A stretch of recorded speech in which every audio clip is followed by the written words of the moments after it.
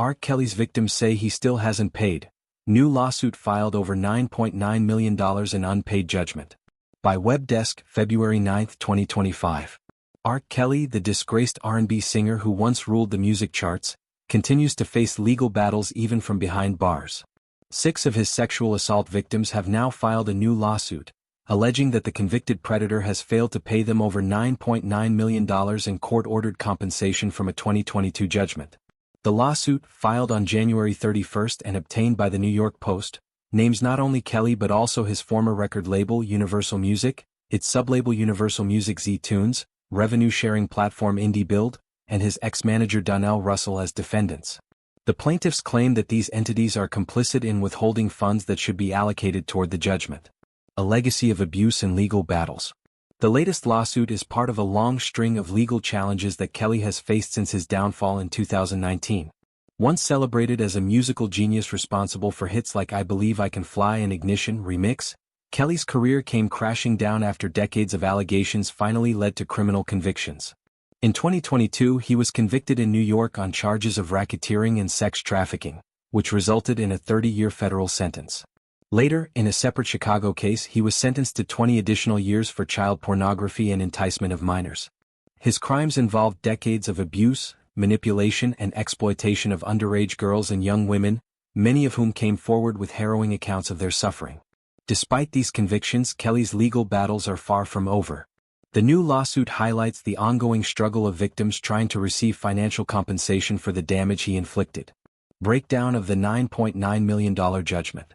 In August 2023, a court ordered Kelly to pay 6 victims a total of $9.9 million, a sum broken down into $5.1 million in compensatory damages, $4.5 million in punitive damages. The 6 plaintiffs, identified as Lizette Martinez, Lisa Van Allen, Kelly Rodgers, Faith Rodgers, Roderick Gartell and Jem Prats, have long been vocal about their experiences. They played a crucial role in bringing Kelly to justice and were among the many survivors who shared their testimonies in the Surviving R. Kelly documentary series, which helped spark renewed investigations into his crimes. However, despite the court's ruling, the victims claim they have received little to no payment.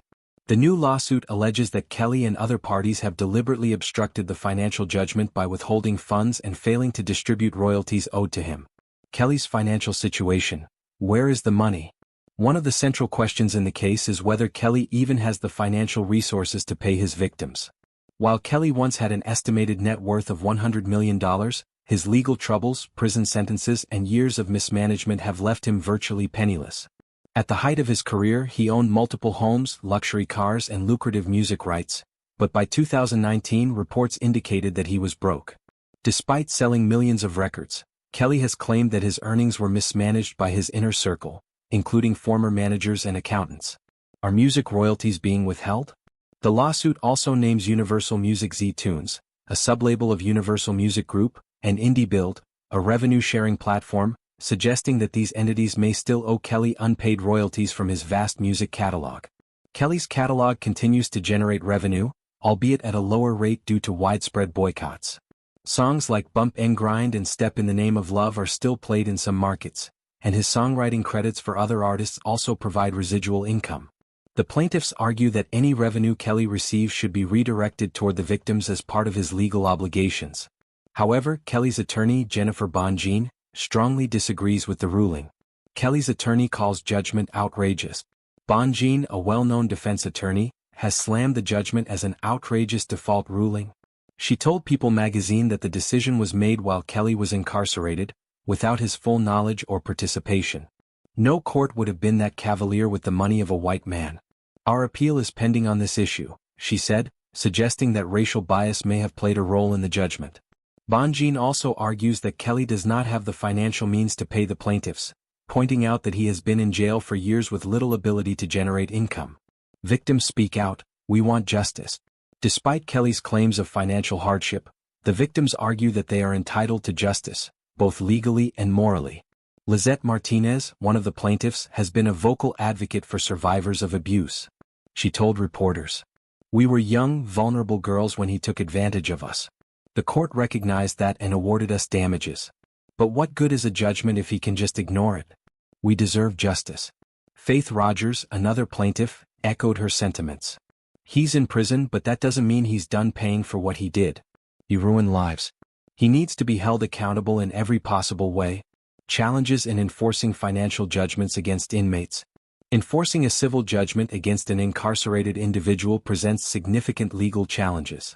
Typically, courts can order wage garnishments, asset seizures, or redirection of earnings from royalties. However, if an individual truly has no assets, collecting the judgment becomes difficult.